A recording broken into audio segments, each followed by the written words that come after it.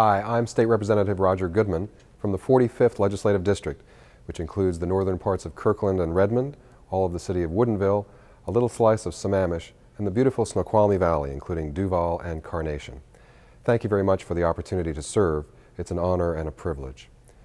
We're about 1/3 of the way now into the 2011 legislative session, and we've ended the period where the committees are hearing bills, and now those bills are going to be filtering their way right here to the House floor, where the entire House will have the opportunity to debate and vote on them and send them over to the Senate on the other side. Quite a number of bills are piling up. Most of our concern, of course, is having to do with the budget, because we have a serious budget deficit and we're going to be having to balance the budget. But in the meanwhile, I'm very active in the Judiciary Committee, where I serve as Vice Chair, and also on the Public Safety Committee, introducing quite a number of bills related to public safety and personal safety, both for the civil and criminal justice processes. A couple of examples. I've introduced some bills related to domestic violence, one having to do with suffocation. It's actually quite a serious crime to strangle, apply the hand to the neck, but it's not as serious a crime to cover the mouth or the nose, maybe to smother with a pillow. And so we're going to be increasing the seriousness of that crime so that we can hold those perpetrators accountable.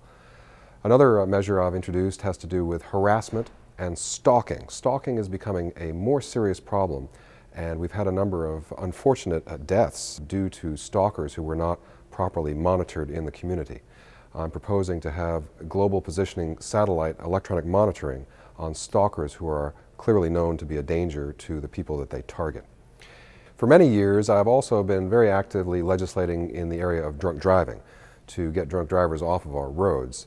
And there are a number of different approaches, and the one that I've found that works the best is to put technology on the cars, the so-called ignition interlock device. The ignition interlock device, you have to breathe into it before the car starts. And if there's alcohol in your breath, the car won't start. It actually disables the vehicle, and the test happens while you're driving as well, so you can't really have a friend start the car for you.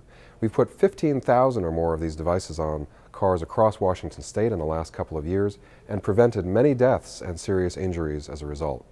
I'm continuing to legislate in this area. We're going to be putting more of these ignition interlock devices on the cars so that every time someone gets into a car, the car is going to hold them accountable.